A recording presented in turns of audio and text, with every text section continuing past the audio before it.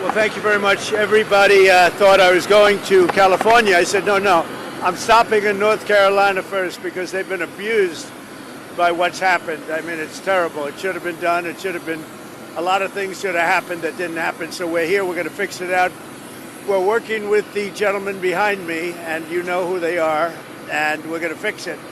And we're going to fix it as fast as you can. It's a massive amount of damage. FEMA has really let us down, let the country down, and I don't know if that's Biden's fault or whose fault it is, but we're going to take over and we're going to do a good job. We're going to assign Mr. Whatley, who's fantastic, frankly, and the governor and everybody else that's going to work. We're going to supply the money, supply a lot of the money. Maybe you have to chip in something. You'll chip in a little something, like maybe 25% or whatever. But we're going to get it done as quickly as we can. And we want to take care of the people of North Carolina. It's so interesting. Everybody's talking about California, and that's a mess. But I said, I'm not going to California until I stop in North Carolina. So here we are. We're going to go visit the site, and we're going to work with probably 3 of the congressmen, Republican congressmen, who've been fantastic, whose areas have been affected, and with Michael Whatley, the governor, and whoever else is, we decide to get involved. Probably less FEMA, because FEMA just hasn't done the job. And we're looking at the whole concept of FEMA. I like, frankly, the concept when North Carolina gets hit, the governor takes care of it. When Florida gets hit, the governor takes care of it, meaning the state takes care of it. To have a group of people come in from an area that don't even know where they're going in order to solve immediately a problem is something that never worked for me. But this is probably one of the best examples of it not working. And there's been some others, like in Louisiana, etc. So we're going to be doing something on FEMA that I think most people agree. I'd like to see the states take care of disasters. Let the state take care of the tornadoes and the hurricanes and all of the other things that happen. And I think you're going to find it a lot less expensive. You'll do it for less than half, and you're going to get a lot quicker response. So that seems to be the recommendation, but we'll be making that recommendation over the next couple of weeks. We're going to go to the site now, and we're going to figure out a plan for really demolition and cleaning, because not a lot's been done, and we're very disappointed in the Biden administration, but we're going to make up for lost time. And I said I'd do that, and this is about the earliest we could possibly be here. And we're honored to be here. This has been a great state. They're great people, and they've really been mishandled. But this group is going to be great, and we're going to get it taken care of. Any questions? How will you respond to FEMA? Do you expect to ask Congress for additional aid for North Carolina and California? It'll be direct. In other words, the aid will go through us. So rather than going through FEMA, it will go through us. And I think maybe this is a good place to start. Because, and in all fairness to the governor, and in all fairness to everybody else, FEMA was not on the ball. And we're going to turn it all around. Yes. A lot of Americans think that this is symbolic of what your campaign was all about. America first, putting your priorities to Americans. Even going to California, where their policies might have been one of the biggest reasons why they've had these problems. But you're putting the American people first. Your thoughts on that? We are. Thank you. I like that question. Boy, I want more questions like that. That's even a statement. Thank you very much. He's a good man, that guy.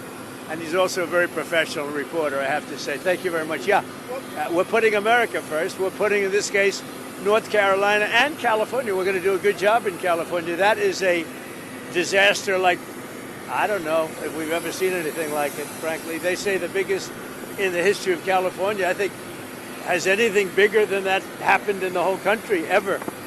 It looks like, I don't want to say what it looks like, but you know what I'm going to say. It looks like something hit it. And we won't talk about what hit it, but it is a bad, bad situation. And I guess I'm going to meet with some government officials, but I mean, much more importantly, and in California, just to revert to it for a second, millions of gallons of water are waiting to be poured down through already the half pipes that are already built. I mean, they've been up for 40 years, and about 20 years ago, they turned off the water. And it's the water that comes from the Pacific Northwest. Some of it comes out of Canada. and it flows there, and it probably has flowed there for 1,000,000 years. And they turned it off and they routed out to the Pacific. And in the meantime, you don't have water in the hydrants, you don't have water in the sprinkler systems. It's the craziest thing I've ever seen. And everyone's trying to figure out, why aren't they turning it back? They say it's the Delta smelt, it's a fish, but I find that hard to believe, but we'll figure it out. And without doing that, you're going to continue to have problems. Mr. President, what are you prepared to do, sir, if OPEC doesn't respond to your call to cut oil prices? Well, we want to see OPEC cut the price of oil, and that will automatically stop the tragedy that's taking place in Ukraine. It's a butchering tragedy for both sides, by the way. A tremendous number of Russian soldiers are dead, tremendous number of Ukrainian soldiers, and a lot of people are dead from the bombing of the cities. But right now it's just bullets whacking and hitting men, mostly men, almost in all cases men. And over 1,000,000 men are killed, and they're losing thousands of people a week. It's crazy. It's a crazy war, and it never would have happened if I was president. Would never have happened. This is crazy that it happened, but we want to stop it. Now, one way to stop it quickly is for OPEC to stop making so much money and to drop the price of oil, because they have it nice and high. And if you have it high, that war's not going to end so easily. So OPEC ought to get on the ball, and they ought to drop the price of oil, and that war will stop right away. Mr. President, funding to Los Angeles because of its sanctuary city policy? I want to see two things in Los Angeles: voter ID, so that the people have a chance to vote, and I want to see the water be released and come down into Los Angeles and throughout the state. Those are the two things. After that, I will be the greatest president that California has ever seen. I want the water to come down and come down to Los Angeles, and also go out to all the farmland that's barren and dry. You know, they have land that they say is the equivalent of the land in Iowa, which is about as good as there is anywhere on earth. The problem is it's artificial, because they artificially stop the water from going onto the land. So I want two things. I want voter ID for the people of California, and they all want it. Right now you don't have voter ID. People want to have voter identification. You want to have proof of citizenship. Ideally, you have one-day voting, but I just want voter ID as a start, and I want the water to be released, and they're going to get a lot of help from the U.S. Thank you very much. I'll see you in a little while. We'll see you at the site. We'll see you at the site. Tell us more about the deportation flights. Where are they going from? Where are they going to? Deportations going very well. We're getting the bad, hard criminals out. These are murderers. These are people that have been as bad as you get, as bad as anybody you've seen. We're taking them out first. Thank you. Senator Schiff hasn't joined you on this trip. It's reported you invited Senator Schiff to join you on this trip, and he was too busy. Are you disappointed? I don't know. I was told that Schiff was going to travel with us to California. I wasn't thrilled, to be honest with you. And I saw him last night on television. It looks like he got hit with a baseball bat or something. What happened to him? Something happened to him. It looked like he got hit. It looked like he got beat around. But I'll ask Caroline to find out what happened to him. No, if he wanted to come out, I would have done that. But I don't know. Somebody said that he wanted to come on the plane, but I think he's staying back for the votes. There's some pretty good votes going on. Yeah. Mr. President, what is your timeline for getting rid of FEMA? For this one? For this one? You just talked about possibly getting rid of FEMA. What timeline are you looking at, and how would you do that? Well, we're looking here. Here you're talking about. To start, we're going to start immediately, timeline. And to finish, it's going to be a period of time. You know, people are also rebuilding their houses. How long does it take to build a house, right? It takes some time. And I want them to build houses bigger, better, nicer than they had before, so they can have, at least they get something out of this disaster. This was a real disaster. No, timeline will be fast. In terms of infrastructure, I think very fast. I want to thank Elon, because Elon was able to get us communication systems, as you know, Starlink. We had no communication. The first day I got here, I was asked by one of the people, one of the really great representatives, professionals, that is there any way you could get Starlink here, because they had no communication whatsoever. and I called up Elon Musk, and he had, hundreds of units brought here, brought immediately, and it's hard to get. They couldn't get them before, and that made a lot of difference. I think it saved a lot of lives, actually. Yeah, infrastructure-wise, we'll do it quickly. Sir, can you just talk about how long you think it might take to get rid of FEMA? What's the timeline on that? If you're going to roll it back? Yeah, I would say, look, as far as I'm concerned, I'm not really thinking about FEMA right now here. I'm thinking about Michael Watley, and I'm thinking about the 3 Congress people that you just heard from, and also the other people in Congress, and they'll be working with the governor. They'll be working with the governor, so that's what I see. Change the subject real quickly. The Laken-Riley Act was signed by Speaker Johnson yesterday. Right. When do you anticipate to sign that in Well, office? we're honored by that. Laken-Riley, I was there at the time, and we had a big meeting with the parents right after that horrible thing took place. And we have an act. You all know what that act represents. And it was a bipartisan bill. Many Democrats signed onto it. That's something that is a tribute to Laken, a beautiful young lady who was killed viciously by an illegal alien. And we passed a very powerful bill, and it was just approved, and we'll have a ceremony sometime very shortly. I'll be signing it. In other words, if you're asking, I will definitely be signing it. Okay? Yeah. Mr. President, the security detail for Anthony Fauci was terminated last night, and I'm wondering if you have any comment on that. About what? The security detail for Anthony Fauci was terminated last night, sir. Do you have a comment? No, I think, when you work for government, at some point your security detail comes off. And, you can't have them forever. So I think it's very standard. If it would be for somebody else, you wouldn't be asking the question. The question is very fair. But, you work for government. We took some off, other people too.